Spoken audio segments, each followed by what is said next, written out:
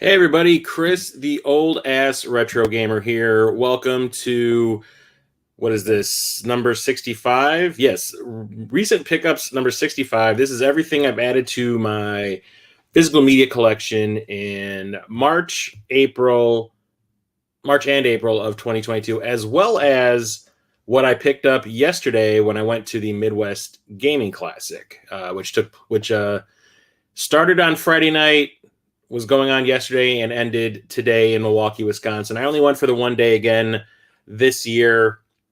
Normally, when the Midwest Gaming Classic happens, I save my tax return that I get, like in February or March. Apparently, this thing froze up on me. I will be right back.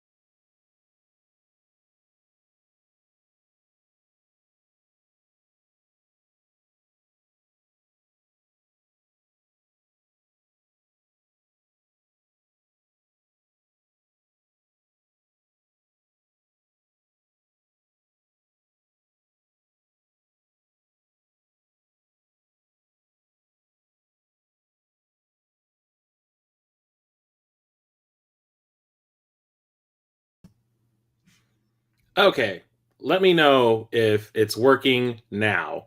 For some reason, my camera just shut off. It happens if I leave the computer on a little bit too long sometimes. But I just rebooted the computer like 15 minutes before I started the stream, and it did it again. So, is it working? Are you seeing me? Are you hearing me? You feeling me?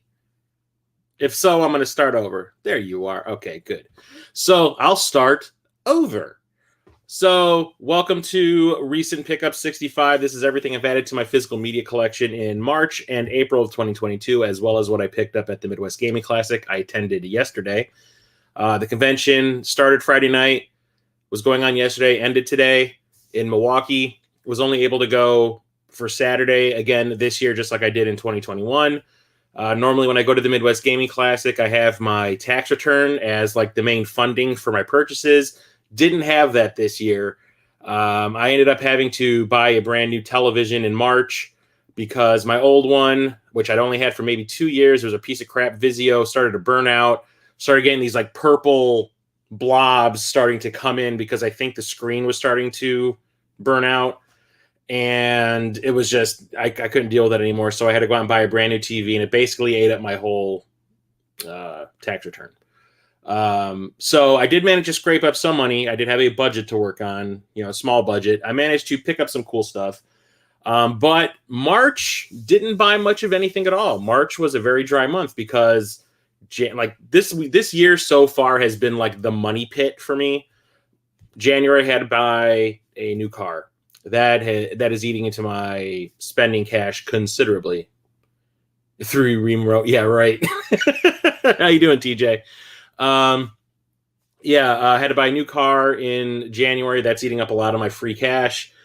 Bought the PS5 in February with my bonus that I got from work, and had to get the new TV in March. And April is basically I scraped up as much money as I possibly could so I could go.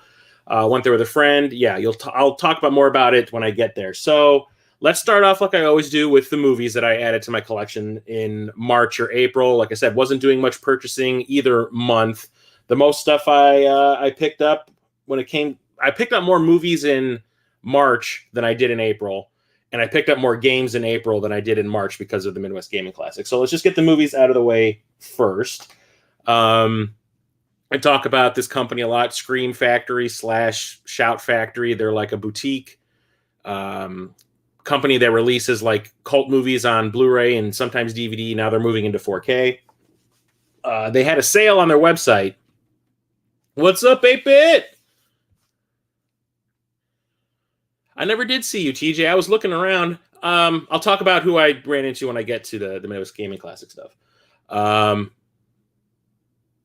Yeah, May is probably going to be a dry month too. We'll see how that pans out. I actually just got promoted at work, so my paychecks might be a little bit more. So we'll see if I can actually afford to buy stuff. But we'll see. So, like I said, Shout Factory / Scream Factory was having a clearance sale or like a 50% off sale or something in March, and I took advantage. I bought a bunch of stuff that I had set aside when they had a previous sale like a year ago. I remember I had like one of my live streams for the pickups. It was dominated by like this huge purchase that I made that was like $400-$500 from Scream Factory's last big sale.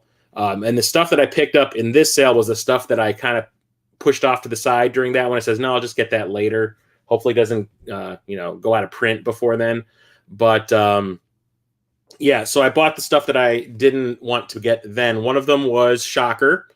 This is a Wes Craven movie. He was trying to make another Freddy Krueger style character that would kick off a franchise that he would actually be in control of instead of New Line. And it kind of failed. It kind of bombed big time. So the big deal with this is there's like a serial killer. This guy named Horace Pinker gets caught by the cops, gets electrocuted for his crimes. But for some reason, he worships the devil through electricity, and the devil gives him the power to travel through electricity or use electricity to his advantage in the afterlife. So he can like use a person's bodily. Like we carry like an electrical charge in our body. You can travel between bodies and kind of possess them, and like he can move through electricity if he needs to. He pops up on people's televisions, possesses a Barca lounger at one point. The movie is very strange. It's got an awesome like hard rock, heavy metal soundtrack that was like very late 1980s. It has like AC/DC and Megadeth on it and stuff. It's pretty cool. The character's okay. The movie's kind of goofy in parts. There's like this weird psychic connection thing between this kid and Horace Pinker, and his girlfriend gets killed by Pinker and comes back as a ghost to like give him clues. It's weird. It's like kitschy fun, but it's not like my favorite Wes Craven movie by any like stretch of the imagination. It's not that great. On the other hand, we got Dog Soldiers. This is by Neil Marshall. He directed the newest Hellboy movie and Doomsday, and I'm trying to think what else he did. Centurion, a couple other movies. This is the first movie he ever made. It took him a bunch of years to get it off the ground. It's a werewolf movie. It's probably one of the better werewolf movies I've seen. It's about a bunch of soldiers in Scotland who are out on maneuvers in the forest, and they get attacked by a bunch of werewolves and start getting picked off. Some of them turn into werewolves. It's actually really, really cool. I saw this for the first time ever. Like, out of all the movies that Neil Marshall has made, this was the only one that I hadn't seen until I went to the movie. What was it? The Music Box of Horrors, which is a 24-hour film marathon at a local theater. And they showed this on film. And I was like, well, if this is going to be my first time seeing this movie, seeing it like up on the big screen, like being projected on film is the way to go. And it was pretty awesome. So I made it like my life's mission to get a copy of this as soon as I could. And then the moment I buy it, they announce a 4K version's coming out. And I was like, some of them heard the prices were more. Yeah, there were a couple times where I almost spit on some of the vendors, 8-bit. Some of the prices were outrageous, although makes me wish I didn't spend that money on my. Like I said, I'll talk about it when I get there.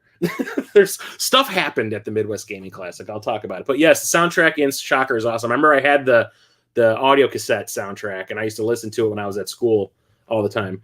You can see like a trend going here with all the movies I bought from Scream Factory. I also bought a copy of Bones.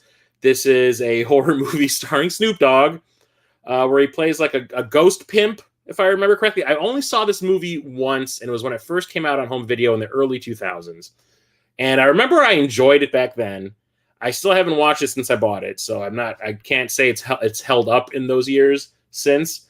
But yeah, it's like he goes up he goes up against a bunch of like corrupt cops or something like that as a ghost. And it's very silly and goofy, but I love Snoop Dogg. I think he's great. So I wanted to own that. And then when we go from the horror movies, we go to the silly ones. And I bought a copy of Dracula Dead and Loving It, one of Mel Brooks' movies, making fun of mostly Bram Stoker's Dracula. And not my favorite Mel Brooks movie, but I think it is still pretty funny. I still think I like Young Frankenstein and Spaceballs more. But this one has a few moments, like when Van Helsing, that's being played by Mel Brooks, goes to stake. I think it's Lucy. He's telling Jonathan Harker, you need to stand aside because this is going to get messy. And he's just like, yeah, whatever. And then he stakes her, and his geyser of blood comes out and splashes all over Harker. And he's like, you got to know where to stand. You know, stuff like that. It's goofy. It's silly. It's not nearly as funny. I don't find it nearly as funny as some of his other movies, but it's not bad. And then moving on to more comedy stuff, also vampire themed. I got this double pack. I got it for one movie, not the other. It's a double pack that has Love at First Bite and Once Bitten on it. Love at First Bite is like a parody of the Dracula movies that came out like in the early 80s, if I remember correctly. I remember I saw it once when I was a kid and I didn't find it funny, but then again, I probably hadn't seen any of the Dracula movies at that point in time, so maybe nowadays I'll find it funnier. But I mostly bought this because of Once Bitten. It was one of the first movies I remember ever seeing Jim Carrey in. And he gets bitten by a female vampire, and he's slowly turning into one over the course of the movie. And it's pretty funny. It's not like the greatest movie. It's very 80s-tastic. It's very low budget, but there's a lot of really good one-liners in it. And I remember I used to quote that movie a lot. I need to watch it again. I just remember Jim Carrey's two horny friends. I think they drive an ice cream truck or something. No, they sell hot dogs or something. And they have like this like catchphrase where whenever they try to like bed some girl, they're like, you know, why don't you put aside all the bullshit and let's get down and do what we really want to do. I remember that, but I need to watch it again. That was one of those movies I tried to get my parents to take me to see in the theater when I was a kid. And one of my friends was with us, and my parents were like, no, it's PG-13. I don't know if, I think it was my friend Charlie. He was like, I don't think Charlie's parents would appreciate us taking him to see a movie that had that kind of stuff in it. And I was like, he's watched Nightmare on Elm Street.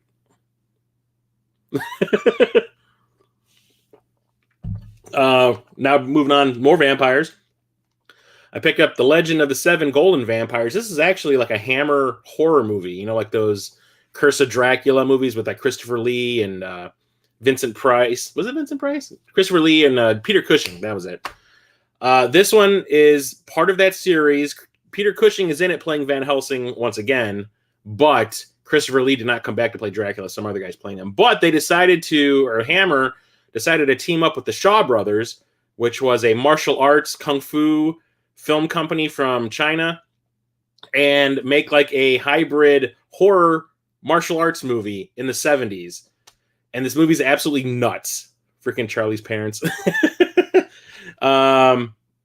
It's crazy. I saw this once, like in the early 2000s. One of my friends was always talking about it, and we watched it. And I remember I kind of like half watched it because I found the horror parts of it kind of cheesy. But nowadays, I've watched some horror movies since then from Hammer, and I enjoy them. So I'm probably going to enjoy this more now than I did back then.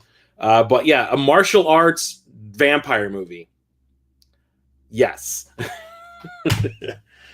And the last one I picked up is a movie I saw in the drive-in when I was a kid. My parents took me to see it, and my brother, and it is Teen Wolf with Michael J. Fox, where he turns into a werewolf. And it is not a horror movie. It is actually like a coming-of-age comedy. Not the greatest movie either. It's really cheap. I think in the documentary, I watched the documentary on this, and they said that Michael J. Fox was shooting Family Ties, this, and Back to the Future at the exact same time.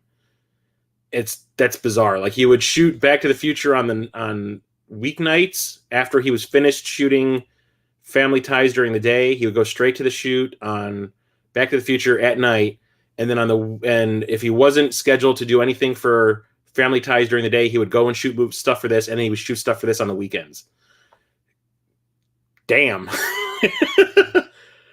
Sounds like Blade. Yeah, it's pre-Blade, dude. What's up, bro? What's going on, man? It's fun. It's got a lot of funny lines in it. It's not great. Way better than the sequel, Teen Wolf 2, that has what's his name? Bateman. Oh god, I can't remember the actor's name. His last name is Bateman from Ozark. He plays the werewolf in that one. It's not good. But that one is one of like the movies I used to watch all the time when I was a kid, so I had to own it. Now we're going on to the 4Ks. Picked up actually one more of these than I did regular Blu-rays. So I picked up a copy of The Kingsman. This is the third movie in the Kingsman series, but this is actually a prequel to the first two movies. It takes place like in the early 1900s. I didn't see this in the theater. It kind of came and went real fast. Jason Bateman, that's the one. Union guys? I don't know. Jason Bateman, yep. I actually missed this in the theater because it came and went really fast. It didn't make any money in the U.S. It made a lot of money overseas, which is probably where we're going to get another sequel. But I caught this on HBO Max. I just happened to log on to HBO Max one day to see what they had. Saw that this was streaming, so I was like, oh, cool. I'll watch it. And I loved it. So much so that the next day when I went grocery shopping at the local Target, I saw a copy of it sitting there, and I was like, yeah, I don't care if it's on streaming. I want a physical copy of it. I liked it that much. It's the same as the other movies in the series, yet it is extremely different because this one is seriously dark. It goes to some really dark places that the other movies didn't go. The other movies are like silly rips on James Bond movies. This one takes place during World War I, and there's some effed up stuff going on in it. And like it like hit me in the feels a couple times. So I was like so thrilled watching it, going like, oh my god, he just like the director, the guy who directed these movies, Matthew Vaughn. He's directed all three. It's not like he was like, I'm just going to do the exact same movie as the other two. It's just going to be taking place in the 1910s or whatever, or 1920s. He actually did stuff with this one to make it stand out. And I was like, wow, okay. Yeah, who the villain is in the movie is extremely easy to figure out because there was a visual clue that happens at one point where I was kind of like, did they really think that we wouldn't notice that? I think they didn't expect us to. People were just, I guess the audience is dumb, but I picked it out immediately, and I was like, I bet you $10 that guy's the villain. And sure enough, it's pretty good, though. I liked it. Also picked up a very controversial movie, split audiences. I picked up The Matrix Resurrections, the fourth Matrix film. I like it and I don't like it. I like it because I like The Matrix. I love the Matrix films, all three of them. I like that we're getting more Matrix. I like the additions to the lore of The Matrix. I don't like that they shoehorned characters into it that shouldn't have been there. Like Agent Smith, his appearance makes zero sense, and the way his character acts makes no sense either. There's certain things that just I don't agree with that I think were just dumb. But I don't hate it. I don't think it's great. I think it's the weakest of all three. But there's still some cool stuff in it. I mostly like the relationship between Trinity and Neo. I think the whole romance thing and the robots trying to keep them apart and all that kind of stuff is great. That's probably the best part of the whole movie. The special effects are kind of wonky. I don't like the new version of Bullet Time at all. But if it leads to more Matrix movies, I'm okay with it because, like I said, I love The Matrix. I hope they write a better one next time. I hope Lana just like kind of goes like, yeah, I don't want to do this nostalgia shit anymore. Let's just do something new, because that's kind of what I expected this to do, was to like tread new ground, and it didn't. The trailer like made me think it was going to be this epic thing, and it really wasn't. And the fight scenes in this movie are horrible. That's the other thing. It was so disappointing compared to like what was in the other three movies. The fights in this are like, really? Did they just like say make it up as you go and kind of slap fight each other and shit? But it looks great on 4K. It's worth watching at least once, dude. I mean, it's not. A lot of people hate it. A lot of people really like it. I'm kind of in the middle. I don't think it's horrible. I don't think it's great either. It's just kind of there. But like, if you are a fan of the Matrix trilogy, like I said, there's things that they add into the lore that I think is great. Like the things that have happened since the third movie. I think that stuff is super interesting. Also picked up a copy of Spider-Man No Way Home, arguably one of the best Marvel movies that they've ever made, as far as I'm concerned.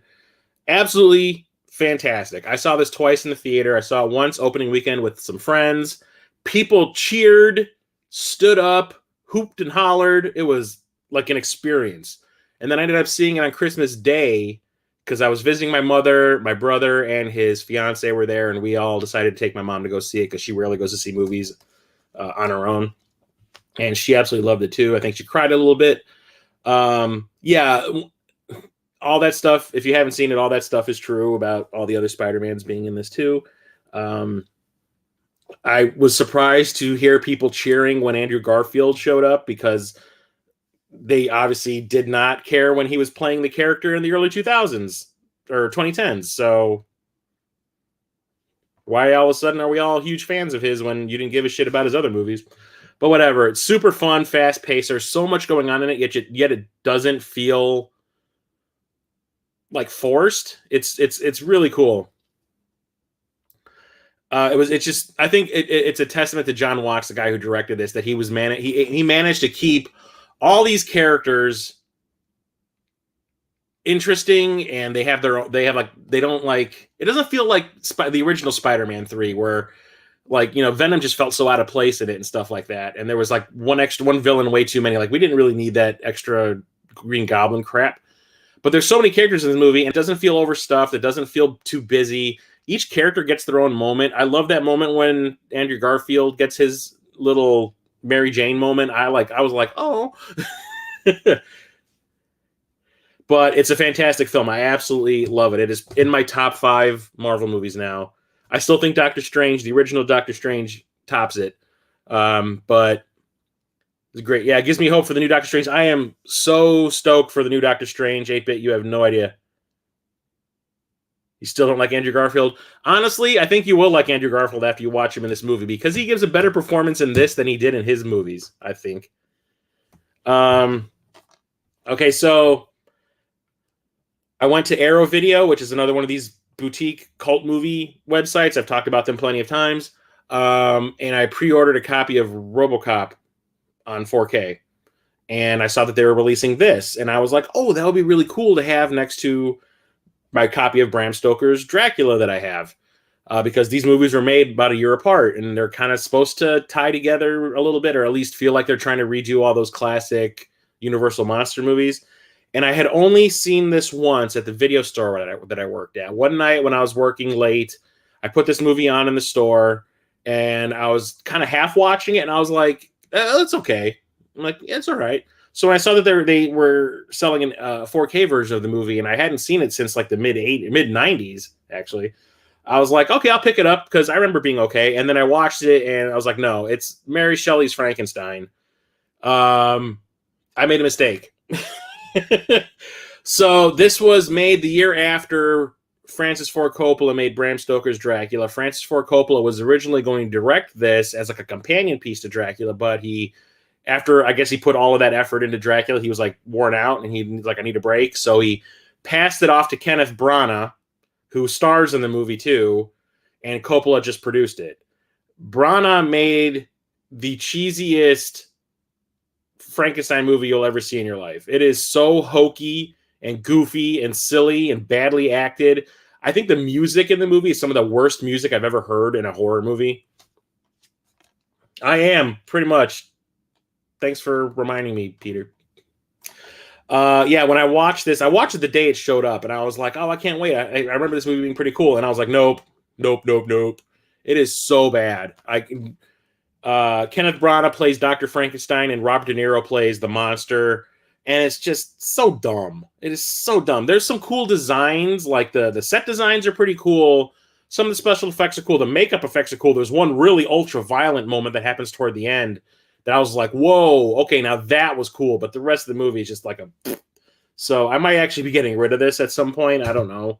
I don't really see myself watching that ever again.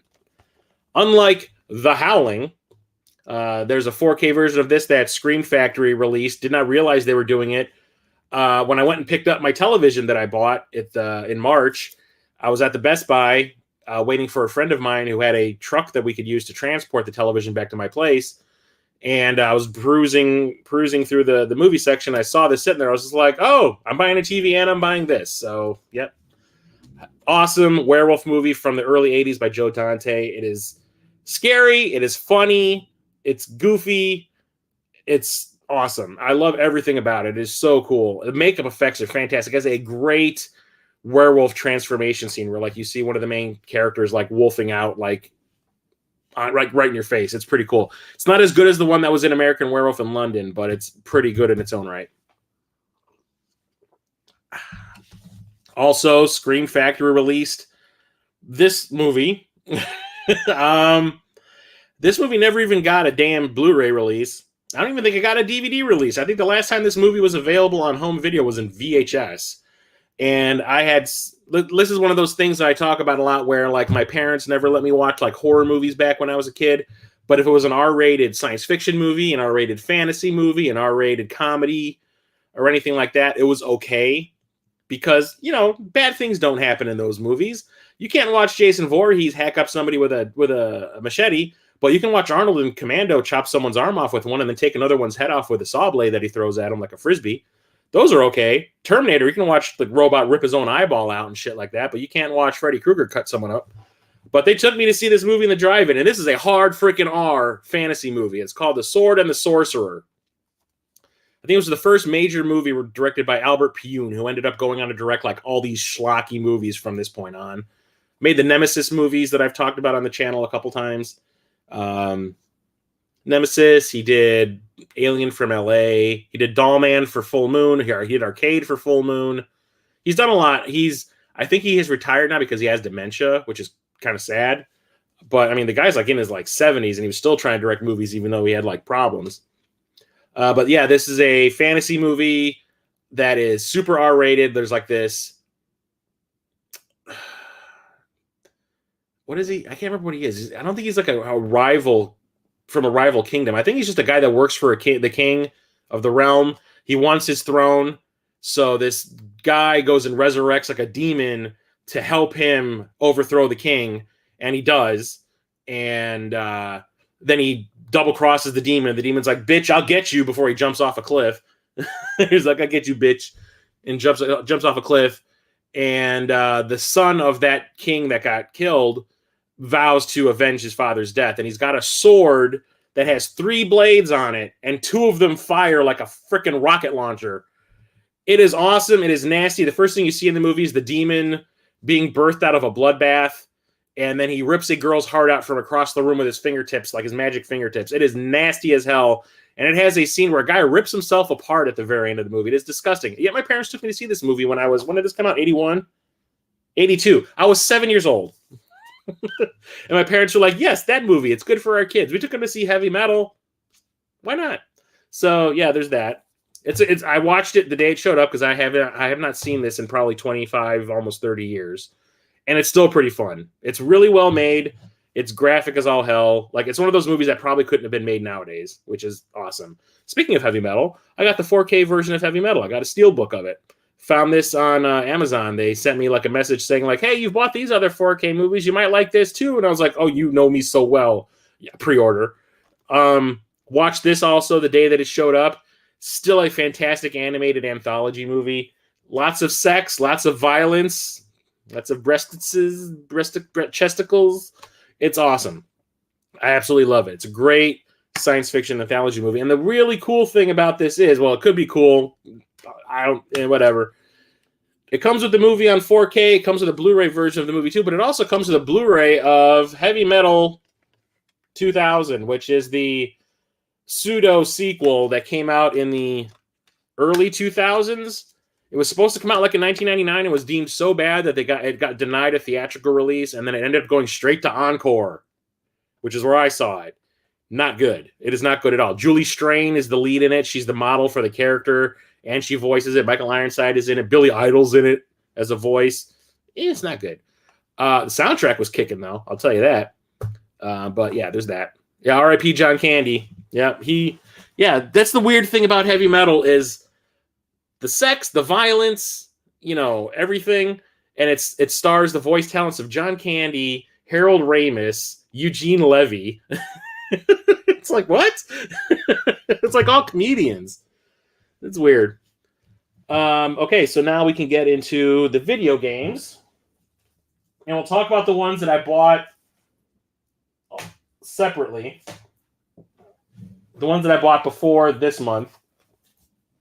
Well, how about this? Anything that I didn't buy at the Midwest Gaming Classic, I'll talk about those. Give me 1 second here to get them together. Okay. So, I got one game from Limited Run Games. I still have like 20 games waiting for them that I'm still waiting for them to ship to me. But I've gotten one game from them in the last 2 months. And that is Double Dragon and Kuniokun Retro Brawler Bundle for the Switch. This has, Jesus.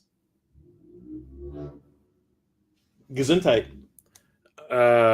8, 12, 18 games on it. I can't really read it. It's too dark in here. It's got Super Dodgeball, River City Ransom, Crash and the Boys, Double Dragon 1, 2, and 3, and a bunch of the Kuniokun games that came out in Japan. There's like 12 of them that we did not get. Oh, and we got Renegade. So there's 11 of them that I don't think we got over here that came out for, I do believe, the Famicom or the Super Nintendo and stuff like that. That's what I bought this for, so I could play those games that I haven't played before. I haven't opened it yet, haven't tried it out. But I wanted this for the collection because I like playing new games, or new old games to me. You know what I mean? You know what I'm saying? And then because I got my PS5 in February, I kind of went crazy and bought a bunch of discounted PS5 games off of, I do believe it was Amazon. So first things first, I picked up a copy of Spider-Man Miles Morales. I've already played through this game. Pretty short. Feels more like an extended DLC for the original Spider-Man game. It does. It does feel like a good start for beat 'em ups. Like if you play through the Double Dragons, you play through River City Ransom, and then you jump in all those other Kunio-kun games, all those weird ones that they had, like soccer sports ones and stuff like that. Yeah, but I do believe this was supposed to be like DLC for the original Spider-Man, and then they decided to like move it off and make it its own game and add some extra content to lengthen it a little bit. Like the sub mission thing where you have to go and collect sounds from around the city so you can make like a hip hop beat. Feels like something that was just like tacked in there at last minute to lengthen it a little bit. But plays just like the original game, except there's some new mechanics since Miles can cloak himself, he can become invisible, and he has like electricity powers. So there's like some new mechanics mixed into the regular, fighting stuff. I want to say if I didn't do any of the side quest stuff, I probably could have beat this game in about 5 hours, but it took me about 10 because I tried to do all the side stuff. It's super fun. Love the character of Miles Morales. I cannot wait to play Spider-Man 2, where the two, Peter Parker and Miles in the same game side by side. That is going to be fantastic. I love the story in it. It's great. Love the hell out of that. Is that the P? Huh? What you talking about, Tiger Shot? Also picked up Ghost Runner. Haven't played this yet. I do believe it is a first-person shooter with a sword, which is why I wanted it. Haven't really heard much about it, but whatever. I got it for like $25, so I wasn't going to complain. I love me a first-person shooter. Haven't really played one on the PS5 yet. So far, on the PS5, I've beaten Mortal Kombat 11 Ultimate, Horizon 2 Forbidden West, and Miles Morales. I'm currently playing through Guardians of the Galaxy. I'm about halfway through that. This will probably be one of the next games I play. I think one of the ones you're going to see later on is what I'm going to actually play next. Yeah, the PS5 controller is very comfortable. I love it. It's a big improvement over the I love the PlayStation 4 controller, but it is a big improvement on the PS4 controller. Also picked up Lost Judgment. It's a follow-up to Judgment, which is itself a spin-off of the Yakuza games, which I really like.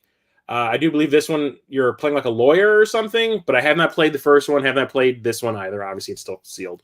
But I can't wait to dive into these games. I've actually made it, since I can't buy things, I haven't been able to buy things because of the money problems. I've been making it more of a priority to just, let's play through these damn games that I've been buying. So, yeah. I also picked up In Sound Mind. I got this for, I think, $20 off of Amazon. This is what was it? It's a first-person, I do believe it's a first-person game.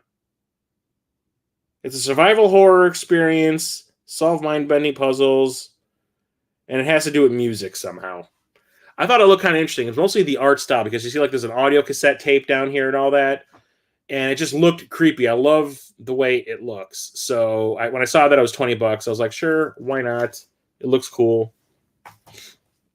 This was the one actually, I'll talk about this. I also got Werewolf, the Apocalypse, Earthblood. It's an RPG based in the World of Darkness tabletop RPG universe. I actually played World of Darkness, the tabletop RPG, with some friends back in the late 2000s. There's Vampire the Masquerade. I think they changed the subtitle. There's Werewolf the Apocalypse. There was one that had to do with like Frankenstein monsters. I think it's like Undead something. There was a subtitle for that. There's one about the Fae, like fairies. And there was one other one. I think most of us played different types of characters. One of us played a vampire. I played a vampire. One of my friends played a werewolf. One of my other friends played a fae.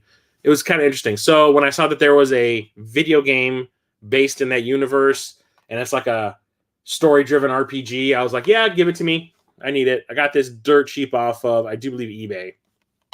So there's that.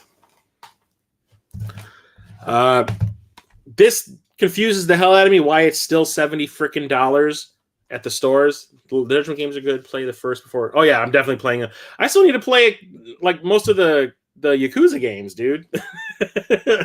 I've played a couple of them, but I need to play all through them before I go into those. That's going to take a long time. I picked up a copy of Ratchet and Clank Rift Apart. This is still going for like $70 at like stores. This was, I do believe, a launch game, or it was close to being a launch game for the PS5. So this is way more than a year old. This is almost a year and a half old, and it's still going for full price. So I was like, why the hell is the price still high? I went on eBay and I found a copy for half off, so I picked it up. I love the Ratchet and Clank games, so I definitely wanted to have this. I don't think there's going to be any DLC for it, so I don't feel bad about buying like the standard edition. So can't wait to play through that. I hear so many good things, but this is the one that took me a long time to get a copy of. and it's called Chorus. This is a like in the cockpit space shooter, kind of like Wing Commander. I love Wing Commander. It's one of my favorite game franchises ever. I absolutely love it. And playing one in super high def, like 4K on my PS5, I made it a priority to get a copy of it. There was a sale on Amazon, and this was going for, I do believe, $25. And out of all the games that they had on sale, this one was the only one that was sold out. So I was like, oh, shit. Okay, I'll go check out, Walmart. Go to check Walmart's website, sold out. Go to check out Target, sold out. Go to check out Best Buy, sold out. I'm like, oh, God, am I too late to the party? Did this get recalled or something? It's like, no, apparently it just became really popular for a short period of time when I decided to get into buying a copy of it. Ended up finding this on eBay. I got a copy of it for, I do believe, $30, so I paid $5 more than I would have if I got it for that sale, but I don't care. I cannot wait to play this. It looks absolutely fantastic. I don't know if you're going to be able to see much on the back, but I was at the Best Buy when I was buying my television. I was waiting for my friend to show up with his truck, and they had a TV. That was when I first said I need this game. They had a TV set up by the video game section that was playing the trailer for that in a loop. And I was standing there watching, and I was like, this looks amazing. Then couldn't find a copy to save my life. So that's everything that I have bought outside of the Midwest Gaming Classic when it comes to video games. Now we can talk about the Midwest Gaming Classic. Okay, so like I said, didn't have a whole lot of money to spend. I had a real small budget to work with. I had priorities. How about that too? My main priority was some of the Mortal Kombat actors were going to be there from the video games. Like, when they were doing part 1, 2, and 3 was, like those digitized actors that were put into the game. I've been trying to collect their autographs on some Mortal Kombat merch that I've had since the early 90s. And that my main priority was to get the autographs of the people who were there that I hadn't gotten yet. And I also wanted to meet there was like some guests that were going to be there that were from within the gaming industry. There was going to be 2 people there from Rare. Rare is my favorite video game product oh God, I cannot talk. My favorite game development company, like, of all time. I absolutely love Rare. So 2 people from Rare, especially one that I was like, oh my God, I can't believe this guy's going to actually be in person, is going to be there. Now, I made it my priority to go and get their autographs on a couple of things I own too, and to actually be able to talk with them. So that was why I went. Number 2 was to meet people, to see my friends, other YouTubers that I've run into over the years that I've befriended through my YouTube channel, which is awesome. And number 3 was to buy things. So my priority was not to spend money on games. I wanted to get those autographs, meet people, and then if, I had the money to buy certain things, sure. So did I get those autographs? You bet your ass I did. So first things, get my ticket, walk in. I had to wait 40 minutes to get my ticket. This year, the convention was so huge. Like, 8-Bit, if you're still here, you have no idea how much bigger it was this year. The vendors hall was actually on the first floor, and it was in this huge room, and it actually, like, extended out into, like, this side area that was like a corridor. It was so big.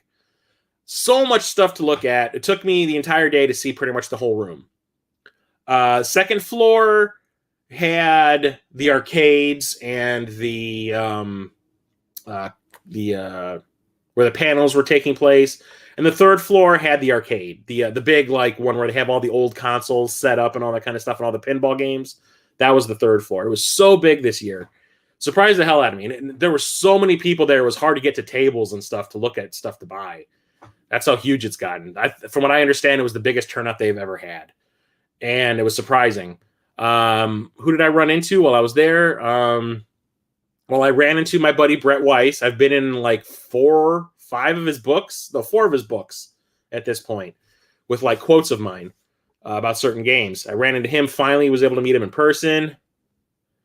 It's the biggest it has ever been. It was huge. So I ran into Brett Weiss. He had a table in the vendors hall, ran into him, talked to him for a little while, got a picture. If you want to see the picture, it's on my Instagram, my Twitter, and my Facebook page. And then ran into the Rare people. So the Rare people that were there were a guy named Kevin Bayless, who was like one of the programmers at Rare, worked on Battletoads, pretty much all the Battletoads games. Worked on pretty much anything that they had done. I want to say like 1989 and on. And David Wise was there, the composer for like all the games. Like one of my favorite video game composers ever is David Wise. He is fantastic. Yeah, I made it for the lower attendance in November. Yeah.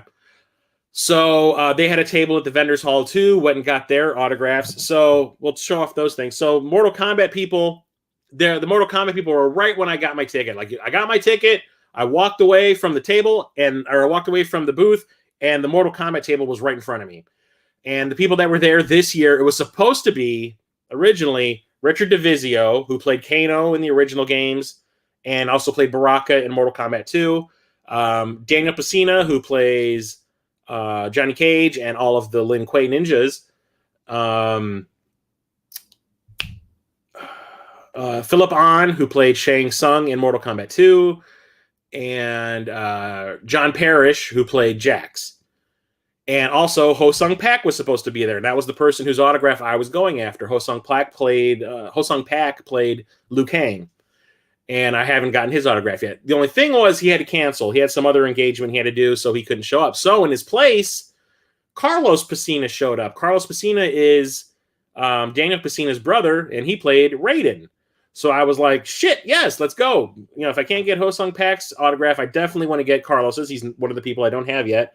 So I ended up getting his autograph on a poster that I have all autographs on too, as well as on my Mortal Kombat 2 box. It's right here. He even drew like a little Raiden right there. And he was super nice, just like everybody else that I've met through, getting these autographs. Super nice guy. He was really friendly. Also, Kung Lao was there, Anthony Marquez. He was sitting there because he saw I was wearing my Mortal Kombat 2 shirt that has like the select the character screen on it. And Marquez is like, oh, man, where'd you get that shirt from? Is that like the real lineup from the game? And I was like, yeah, I got this off of Etsy. And he was like, oh, that's awesome. So that was fantastic. I have like I said, Daniel Pesina was kind of an a-hole when I met him back in the 90s. But nowadays, like every time I see him up under these cons, I don't expect him to remember me. I really don't, because I've probably talked to him like 5 times in the last few years. I don't expect him to remember. He meets so many freaking people, and every time he says the same thing when he sees my poster. He's like, oh my God, look at this thing. Is this from the 90s? And he says the exact same thing every time I see him. It's funny as hell. And I don't say anything like, dude, come on. Like I would be like, normally I'd be like, come on, dude, I've met you like 8 times. No, he's super nice. I don't want to be a dick to him, so that's kind of cool. So the other person that was going to be there, Mortal Kombat related, was Paul Newmeyer. He's the guy who created the Mortal Kombat logo. He created the Mortal Kombat dragon, and he actually created the font for Mortal Kombat. And he's there every year, and I always forget that he's there. Every single year. He's been there for he was there last year. He was there in 2019, I think also. I just always forget. This time I did not forget, because he was right before you would walk into the vendor's hall. His table was right there. So I walked from Carlos Pesina straight to this guy. And he was super nice too. He saw the autographs I have on my box and my poster, and he was just like, Jesus, man, how long have you been doing this? I'm like, dude, I've been trying to get these autographs since like 94. He's like, wow. So he also signed my box. He kind of had to sign between 2 people. So you'll see like Paul. You can see Paul right there. It's Paul Newmeyer. And he was really cool too. He was talking to me and my friend Justin that went with me about why Pac-Man, because he created Pac-Man also, the logo and the westernized version of what Pac-Man looks like. And he was telling us why Pac-Man wears like cowboy boots and those gloves, is because I guess the original version of Pac-Man looked a little bit too much like Mickey Mouse. And to change that, he had to like change some of the stuff that Pac-Man wears and give him the big cartoony eyes. Because I even said, I was like, well, your version looks more like the Pac-Man from the Saturday morning cartoon than the Japanese one. He's like, yeah, that was intentional. So he was really fun. He was really nice. He just wanted to keep talking. But me and my friend Justin were like, we kind of want to go look in the dealer's hall. So in the dealer's hall, I saw John Riggs. I saw Metal Jesus. I saw John Hancock. I saw Adam Koralik. I saw Kelsey Lewin. I saw Pat Contry. I saw Norman Caruso, the gaming historian. Saw the guys from Rare. Saw Brett Weiss. Ran into Captain Algebra. and he was with Megadan and Gaming Off the Grid, but they were like down the aisle more, and I didn't get to see them. I ran into Vigigamer. He actually ran into me. He came up from behind me. He was like, "Hey, Chris," when I was in the arcade. Ran into Movie Tom Reinert. He was there as a guest of Whatnot, who was like co-sponsoring the convention, and people were doing like Whatnot sales from a booth in the corner where Metal Jesus and John Riggs and Adam Korlick and all them were hanging out the whole time mostly. He actually did like a sell-through, like selling some of his items on Whatnot at the convention, which is kind of cool. Ran into Aaron Lowell, who I think is a member of the Cartridge Club. Who did I run into? I didn't get to see TJ.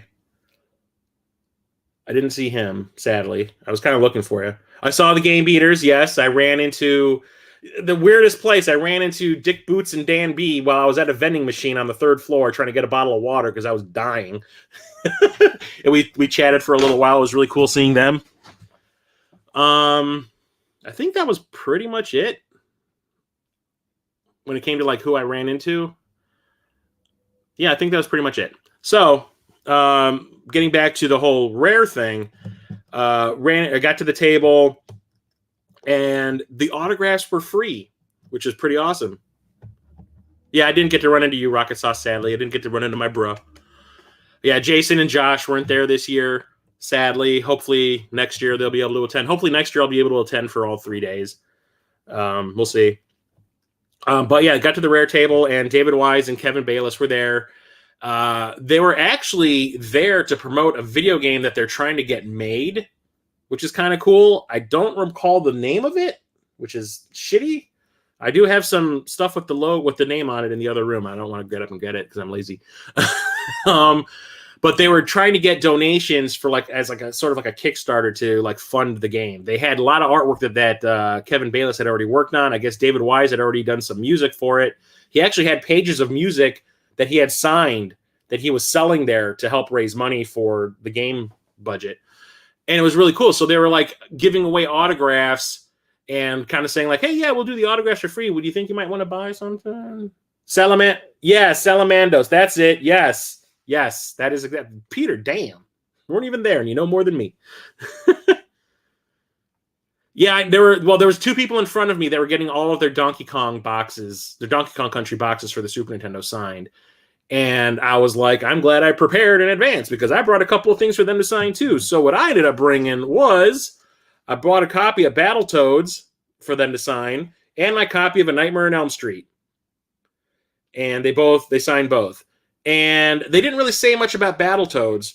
They really wanted to talk about this.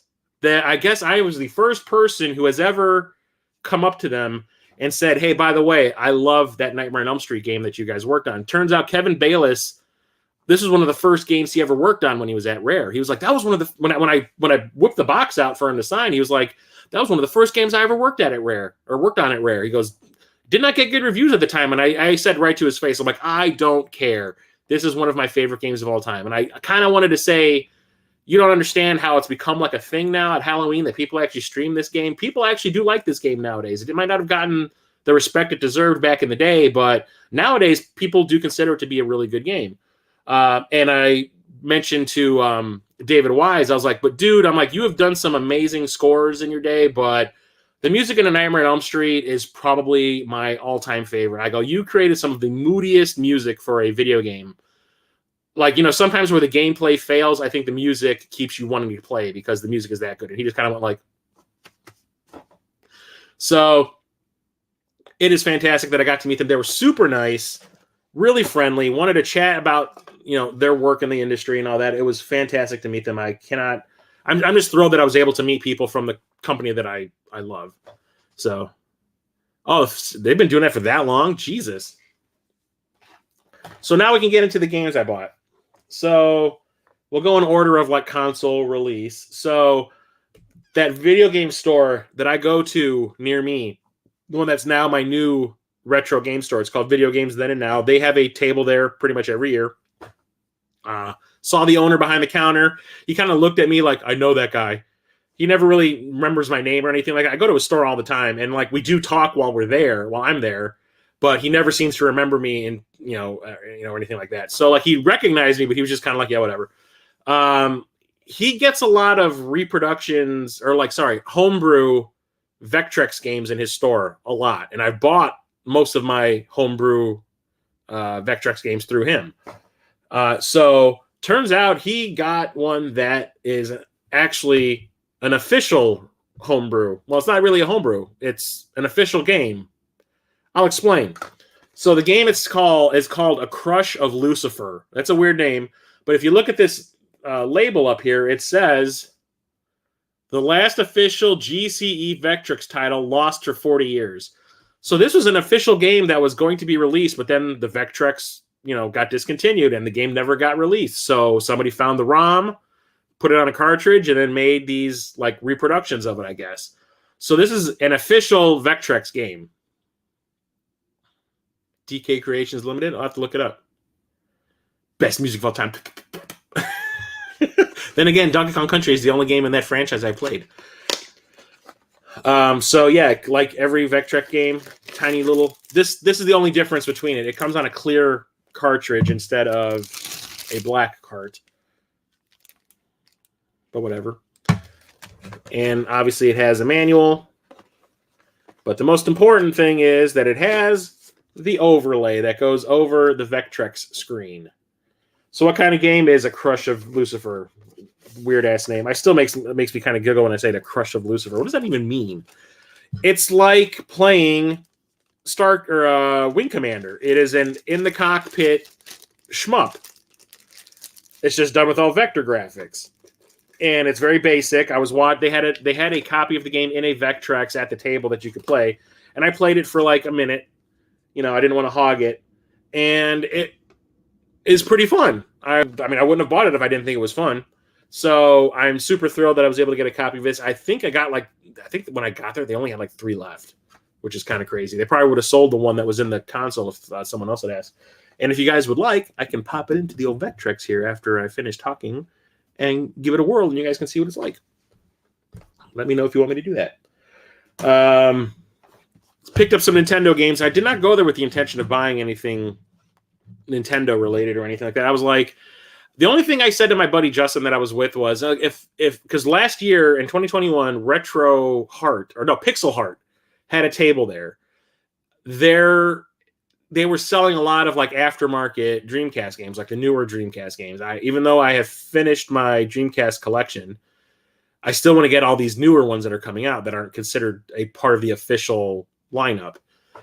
They weren't there this year. I was expecting to find them, and I was going to buy a bunch of them, but they weren't there, so the money went elsewhere, and I found a bunch of really cheap NES games that I've always wanted to add to my collection. That's just never got around to doing it. So I picked up a copy of Super Dodgeball. Speaking of that Kuniokun Double Dragon set, it's on here because it is considered a Kuniokun game, but I wanted the official game, the actual thing. It's really, really fun. It's like one of those games you can just pick up and play a couple of rounds and then call it a day. Doesn't require any serious time investment. It is like just a really quick, casual game. And I've always found it super fun. All it is dodgeball. You throw balls at people's heads, take some energy away from them, take away all their energy, they get eliminated, eliminate everyone on the team, you move on to the next team. It's simple. Super fun, though. There was a point in time, and I've been struggling to remember when this was. I cannot remember if it was in the early 2000s or even at the time when like the Super Nintendo came out, where this game was one of the most expensive games out there. It was super expensive for whatever reason. And I remember, I want to say it had to do with Funkoland. Like they were jacking the price up or something like that. Now it's not expensive at all, but you know what I mean. It's just weird. I've always wanted this game, never have played it, but I wanted to get a copy of 3D World Runner. It's an into-the-screen platformer, I guess, where you're running along a grid and you have like gaps that you have to jump over and stuff like that. And then there's bosses you're eventually going to have to fight because you can shoot. And it is in 3D if you want it to. It'll do that anaglyph 3D with the red and the blue glasses. It doesn't come with the glasses, but I wasn't going to play the game like that anyway because that kind of 3D gives me migraines. So that's not going to happen. But I've always wanted to have this game. It always looked pretty fun to me. So I found it for... What was this? This was $30. I got this for $30. This cost $60. And that was the funny thing was I found this at one table. I almost bought a copy of this at a table on the other side of the hall. The guy wanted the exact same price for it, but it didn't have the manual. So I put it back. Went across, or actually it was across the walkway to the table across from the guy, and they had this for the exact same price with the manual, and it even has the registration card in it. So I was like, well, yeah, that makes it worthwhile. So I bought that for the 60. This was 20. This was 30. This I got for 20, and that is Ivan Iron Man Stewart's Super Off-Road. This is a port of an arcade game, a racing arcade game, but it's top down, where you play as a little tiny little truck going around a track, and you have turbo boosts, and you can upgrade your car with better shocks, better engines, and all that kind of stuff, so you have more speed. You know, your car bounces better when it goes over bumps. I do have this for the Super Nintendo. The Super Nintendo version is better. It has way better music, way better graphics, play control. But the cool thing about this is this uses that 4-score, so you can have 4 people playing at once. That would be insane. But I've always wanted a copy of this. I do believe this is that game that Pat Contry is always making fun of on his podcast or whatever, or used to make fun of on his podcast. But it's a really fun game, regardless of its downgrade from the Super Nintendo version. Super Off-Road. Yeah, dude, I've been wanting to get a copy of that for a while, and I do believe Rare did this. I think Rare developed this one, and Trade West released it, I think. Can't be positive, but I think that's the case. Anyway. So one of the things that I kept finding while I was at the Midwest Gaming Classic is like lots of homebrews, lots of repros, stuff like that. I almost bought a bunch of repros for this console. Not repros, homebrews for this console. There was a table that was nothing but repros for the Atari Jaguar and the Atari Lynx. I don't have a Jaguar. I want one. I have one game for it. There was one guy that was selling a Jaguar games complete in a box for like really, really cheap. And I was talking to some guy about it. He was like, oh, if you're not going to take that Alien versus Predator, I might. And I was like, yeah, you can have it. But I kept on finding a lot of Lynx stuff. The last few years I've gone to the Midwest Gaming Classic, I don't see any Lynx stuff. I bought one Lynx game there once. I bought 2. I bought one in 2018. I bought Joust. 2019, I bought Robotron 2084. This year, there was Lynx stuff everywhere. Like, people were selling the actual, real, legit games and all these repros and homebrews and stuff. So I found a table that had the legit, parts of the the official library. And there was like 3 games in this guy's stack that I didn't have. One was a little bit more overpriced than I wanted to pay. Another one I was like, I don't know about that. There's some sports games I don't have that I was like, I don't even spring for those. The one I ended up settling on is Miss Pac-Man. Probably my favorite Pac-Man game. And yes, it has been altered a little bit, so it's squished down instead of the screen being, taller than it is wide. But Miss Pac-Man is a fantastic game. I got this for $25. And I was like, yeah, I'm not sad about it. And yeah, can't wait to actually sit down and just play this while I'm on the shitter. A lot better selection this year. Saw a good family. Yeah, I didn't see any Neo Geo Pocket stuff. Did the port of Super Off-Road according to the wiki? See, it felt like a Rare game when I was looking at the pictures for some reason. Yep. I can tell. That's how big of a fan I am just by looking at the pictures of the box.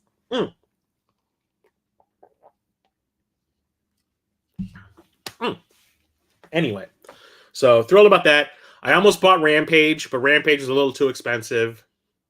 And there was one other game I was looking at. I was really interested in buying a homebrew at this homebrew table that they had. And it was like not a side-scrolling. It was like a turn-based RPG. It looked like Final Fantasy. Seriously. Only problem was they wanted $70 for it. And I was like, So, at the very end of the con, when we had gone through the entire vendor's hall, we realized that the hallway outside the vendor's hall that was like going lengthwise along the vendor's hall was also being used for people selling stuff. People had their tables set up out there too. So we decided to check those out. And I picked up a copy of Reboot on the PlayStation 1. It's a video game version of a Saturday morning cartoon that was more than a little bit of rip-off of Tron. Takes place inside a computer world, and there's characters, and yeah, they don't do light cycle stuff, but one guy flies on like a light surfboard, skateboardy thing. And there's like bits and all that kind of stuff. And I remember watching a couple episodes of it, and I thought it was okay, but It's a licensed game, and you know me and licensed games, I gotta have them. So it's a third-person action game. I don't know if it's any good or not. I can't tell, but I will probably play this pretty soon. Give it a shot. I hope my Polymega shows up. It got dark. I know they kept on changing it every season. Every season, like the character designs would change or something. Like, I remember the main character's hair changed. And then I found this for $7. $7 slim dollars. And I was like, I feel like I need to have this just because. But I bought a copy of E.T. the Extraterrestrial Interplanetary Mission. It looks like Bubsy 3D. It's a horrible game. I've never played it, so I can't say. But yeah, this looks god-awful. But like I said, it was $7 slim dollars, so why not? This was released in conjunction with the 20th anniversary of E.T. on home video. Oh no. 5 detailed environments, 15 levels filled with never-before-seen alien enemies. Oh, so is E.T. going to shoot lasers from his finger in this? I don't know. It's Bob. Yeah. This one was funny. So one of the other things I was telling my friend Justin while I was there, I was like, one of the consoles that I find the most enjoyable to collect for nowadays is the PSP, because every time I go out, I find something for it that I never even knew existed. There's always like there's games that slip through the cracks that no one ever really knew much about. And I found one while I was there, so much so that I got into a conversation with a guy that was also looking at the PSP games at this one table about it. So all I saw was the title on the spine, and I picked it up and started looking at it, and I was like, I need this in my life. And the guy goes, he was looking through the PSP games too, and he's like, he goes, I collect like heavy for the PSP, and I've never heard of this game before. And I was like, sorry, it's mine. It's called WTF, and it does not mean what you think it does. It really means work time fun. So what it is a bunch of mini games that have to do with working at a job. If you've ever played Incredible Crisis for the PS1, which is almost the same thing, this is kind of like a spin-off from it. It's just nothing but a bunch of little mini games that are really weird and very Japanese. Punch the devil in the nose, watch a cat wink, do some jumping jacks, maybe do a little bit of platforming or whatever. It looked so strange, I had to have it. Even that cover is just like, what? So I had to pick this up. I got this it was marked for, if you paid for with credit, it was $29.99. If you paid with cash, it was $27.99. I was buying everything with cash. But when I went to check out, the guy goes, just give me $25. Used to see that game in the bargain bins all the time. I have never heard of it. So this is like I said, this is the first time I've ever seen it. So naturally I was like, give it to me. I want it now. It will be mine. And then the last game I bought while I was there is the most modern. And this shows you how stupid I can be sometimes, how dumb I can be, and how oblivious I can be to things. So I bought a copy of Halo Infinite. And I'm a huge Halo fan. And I would have bought this game earlier if I realized that this game actually can be played on the Xbox One. So I did not realize that that Microsoft is doing the same thing that Sony's been doing with some of their games, where if you buy the PS4 version, you can upgrade it to the PS5 if you put the disc in your PS5. I thought this was a Series X exclusive for some reason, which is why I never bought a copy on day one. If I knew, I would have bought it on day one, trust me. But I had no idea. So we're at one of those booths outside the vendor's hall in the hallway, and I see this for $40. And I go, this game just came out, and they're already selling it for $40. I was like, what, did this fall off a truck? And then I look at the front, and I see, hey, Series X and Xbox One, and I went, God damn it. So yeah, I now have a copy of Halo Infinite that I can play. I don't have a Series X, so I can play it on my Xbox One. And that will probably be the game I play after I beat Guardians of the Galaxy, because I'm a huge Halo fan, and I cannot wait to check this out and see what it's all about. And that is that. We need to be friends on Xbox so we can Halo it up. That's right, man. I think my name is still Schwanzi, Shwanzi. So send me an invite. We shall play the shit out of that. So that is it for my pickups, both in movies and video games. Also, my Midwest Gaming Classic, adventure. Didn't really do much. I didn't go to any panels or anything like that. Like I said, I went there with the intention of getting those autographs. Sorry, 19 what? 19 what? Oh, 1999. What? What's 1999? You're confusing me, 8-bit. Yeah, I went there with the intention of getting those autographs, meeting people if I could, and possibly buying some things. I did not spend all the money, so my budget, I did not blow my whole budget. I still had money left over. So I was thrilled about that. I was just super thrilled that I finally got to meet those rare guys.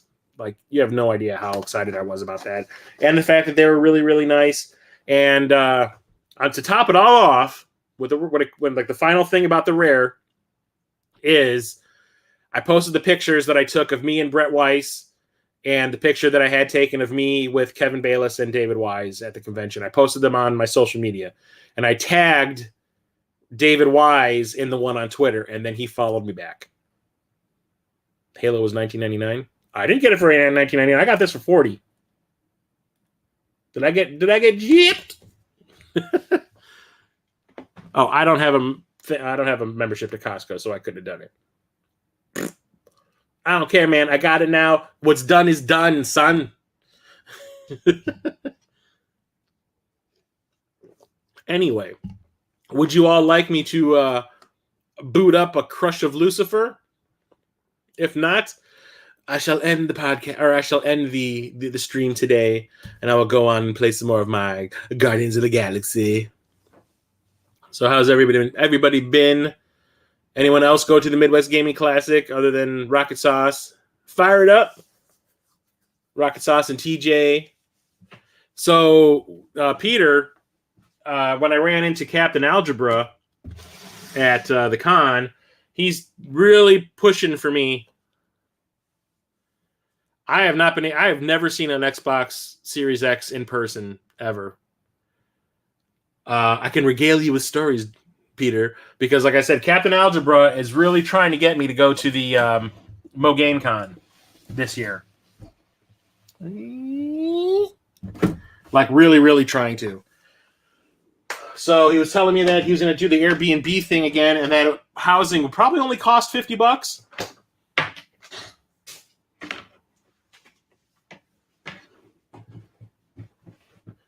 Yeah, he said housing, because they get the Airbnb. He said each person would probably have to pay $50, and then the price of the con, and if you're going to buy stuff or whatever. So he was like, it's not going to cost that much, honestly, when it comes to getting in a hotel room, since we all share, and plus you get to hang out with all of us all the time, and we get to hang out with all the other people that you normally get to hang out with that aren't from the area, like not gaming off the grid, Do You Nerd and Peter and all of them. So I was like, yeah, I'll probably go. So you might be seeing me at the Mogane Con in 2022.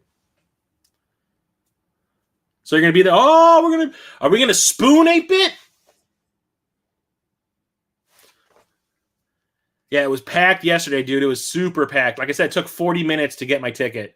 Last year I had pre-ordered, and I got my ticket pretty much the moment I walked in. My friend Justin had to wait in line for maybe 10 minutes last year. This year, it took 40 minutes to get your ticket.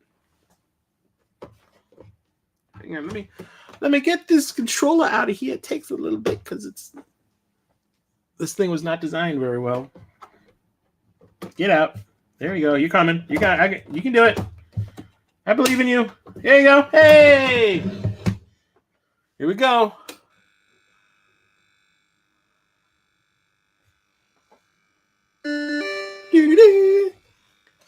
And let's get that overlay on it.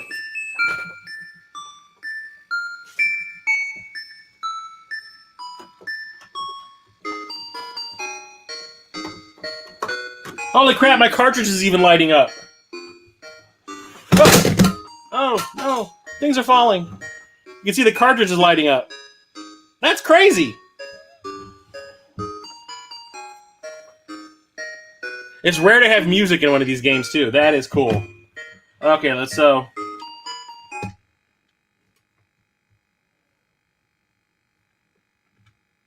there's one player. Spaceships away! And the whole game is like this. And you have to shoot these lines.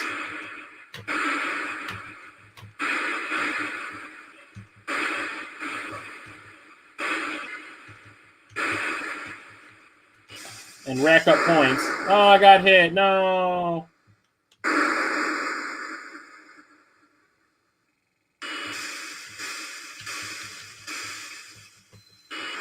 See, I hit another one. Shit.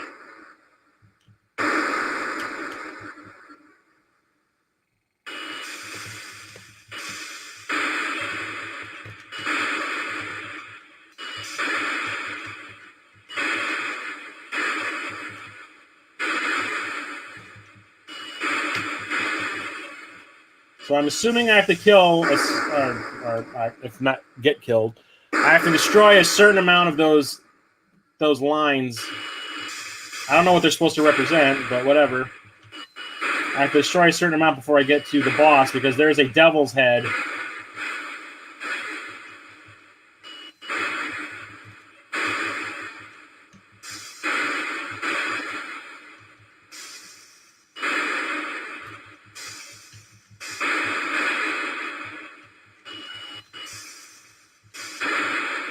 I got the whole tongue sticking out thing like I'm playing Rock Band.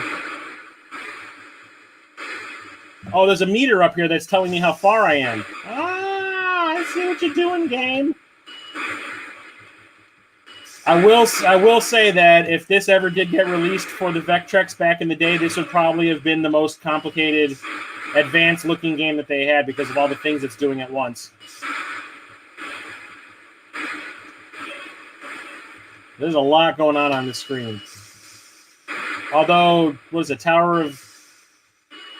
What is it called? Tower of whatever? Dark Tower that I have? That one is a close second.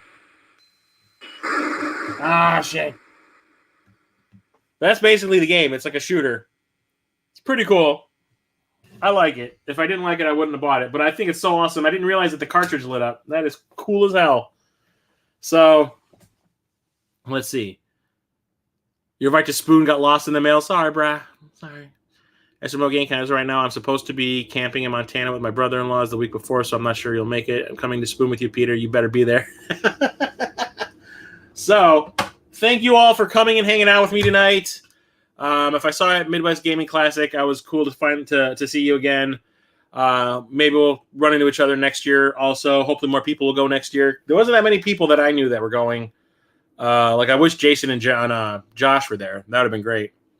But yeah, I'm sad I didn't get to run into TJ and anybody. And Rocket Sauce went on a completely different day. But I don't blame him for going on Sunday because last year was pretty, as far as I was concerned, when it came to the con itself, it was pretty shitty. But meeting everybody last year was awesome. That was probably the best part of the whole weekend. But thanks for hanging out with me tonight. Like I said, I hope to see you at the end of May with more pickups if I do manage to get some. But truth be told, I probably won't be buying much because now that I'm going to the Mo Game Con in July, I'm going to be putting money aside, so I won't be spending any money on games, and I'm just going to be playing. But I will try to get some more videos out. I'm definitely in April. Sorry, April's over. In May, I'm going to do another live stream, and it's going to be my final episode of Dreamcasting where I show off everything that I needed to finish off my Dreamcast collection, which is now finished. So mid-May, expect another live stream with that. And I was going to make a video 2 weeks ago, but I got super sick when I was on vacation, and that didn't happen. So I'm going to try to get another video out, hopefully for June. So we'll see about that. And there you go. We'll see what happens. So have a great night, everybody. Stay safe out there. I hope to see you next time. Chris, the old-ass retro gamer, out.